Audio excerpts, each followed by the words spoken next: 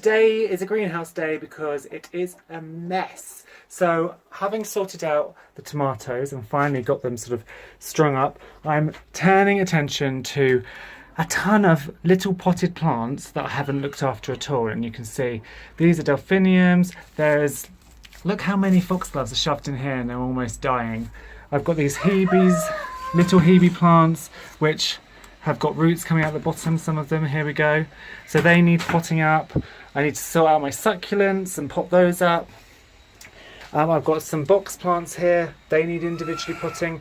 So I'm basically just trying to get all of my random plants and cuttings from all around the garden down into these greenhouse shelves. So I'm having a good old clear out.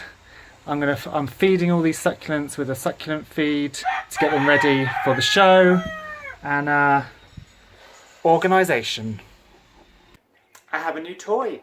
So normally I use heat lamps for my chicks, but the electricity bill was ridiculous. So I've gone and bought an electric hen. So basically what this is a hot plate. It stands on 4 legs and your chicks can be under here in the warmth, or they can come running out and have their food, have their water. And actually, I think overall it's going to be better for them, because rather than just being in a hot box that's hot all the time, having this heat source down this one end and then they can run around is going to acclimatise them better. So I'm hoping it's going to work really, really well. The chicks are the little chicks and the quail chicks are still in together. So that's the first of the quail chicks. Now the quail chicks are getting a bit jumpy, so they're liable to leap out, but just as comparison, there's one of the new little chicks straight under. So I'm going to transfer them, and I think they're all going to do rather well. Well, the aim of today, although it might sound simple, is just to split and pot up this beautiful houseplant. Now I call it mother-in-law's tongue. It's quite sharp, hence its name, but it's also known as snake plant and lots of other names as well. But you can see it's become rammed in this pot so much so there's actually hardly any soil in here anymore.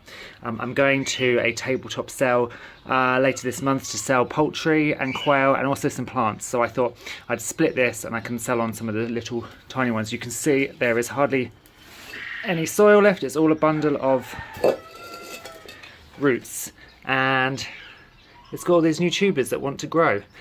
So I'm just going to split it up. You can see there's going to be a ton of plants in here. This will be one, this will be one, this will be one. So I'll probably get 5 or 6 plants out of this. So yeah, it's a little job, but that's all I can really get my head into today. So that is today's job, just splitting up and potting on this lovely little house plant. Doing a big clear out today in the one of the chicken sheds. I've just gone through all of these hens and I use this Smite diatomaceous earth powder, so I put that on all their feathers.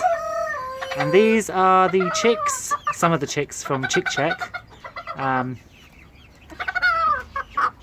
This is Sard Junior, my Danver cockerel. This is a little Danver. This is one of my baby Danvers.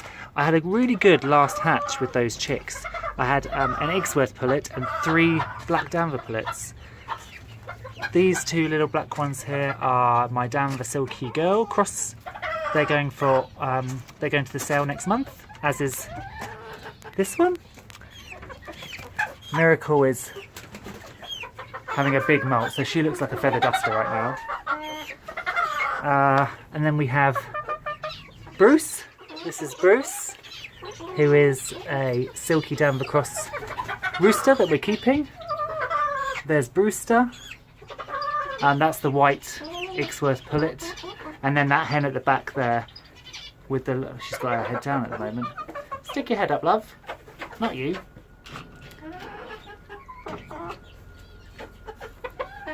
There we go. She's going for a sale at the tabletop sale next month too. So having a nice clean out, making sure all my girls are all right. Hello, what are you doing? You want to fly up? So today I'm having a bit of a reorganisation on the patio area, because basically it felt like all the plants were coming over and I was stifled, and my peppers and aubergine plants have taken over. So they've taken over the chair and then they've taken over this area too, and it just felt like everything was too much, and you want to come out your backyard and have this open space. So I've moved a lot of stuff. I've forgotten about even trying to grow anything in that trough this year, and I've put some nice shady plants down there. So the nice tree fern is there. I've got the gunnera, some hosta, and then this palm, which has come back beautifully.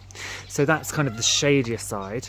And then I've opened up all of this, and we've got the hotter side where the sun comes in. So I've put the Nephophia here, I've put the banana, the magnolia, and they're backed with the olive trees, which came from IKEA. Cheap plants. They're only £10. They've grown tons. So that is today. And this is the new outlook, which is far more open than it was before. So today is an unboxing day. I finally got a chainsaw. I have been dithering about chainsaws because I only had a couple of £100 to spend.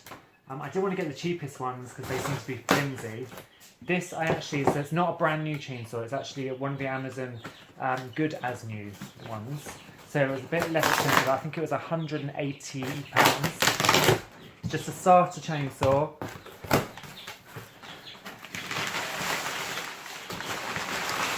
And yeah, so the box is a bit battered, hence why it was cheaper. So it's a Makita.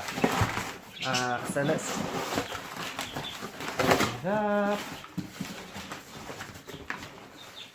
And I'm going to have to put it together, but it looks like a nice little machine. It's petrol, so that I can use it up at the farm.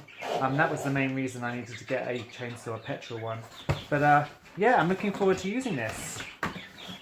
And here's the blade, so good. I'm excited. This will be a nice new tool. Well, it's a good thing it's Sunday, because guess what day it is? Hatching day! So the quails are hatching. So we are on day 17 on Hatch a Batch, which, remember what I said before, it actually means it's day 16 to day 17, because Hatch a Batch immediately jumps up to day 1 until day 0. But we are on track. So I bought the new thermometer. It's been on the right temperature throughout the hatch. So we're day 16 to 17 at the moment, and we have 7 pipping already, which is marvellous, because last time they didn't even start pipping till day 18. You can see the egg there. The second egg along, there is a pip just on the top of the egg. The 4 eggs along, you can see there's a tiny little pip down the bottom, a sort of triangle shape. We've got another pip here on this egg, as you can see, the little bits of shell sticking out. So hopefully there will be loads of babies. Jump over to the Brimwood Farm's community group on Facebook, because I'll be posting updates and pictures on there.